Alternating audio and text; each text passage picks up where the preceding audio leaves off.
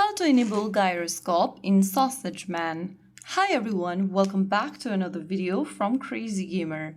If you are in Sausage Man and want to enable the gyroscope, then first of all launch open Sausage Man application on your device. Once you're inside the lobby page of Sausage Man, go ahead and click on the menu button at the top right corner and click Settings in the pop-up.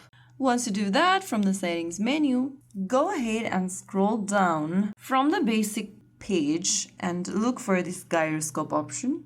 You can select either always on or ADS, just make a selection. And after you do that, you'll be able to enable gyroscope. So that's how it's done. If you found the video helpful, don't forget to like, share and subscribe to our channel. I will see you again in the next video. Thank you for watching.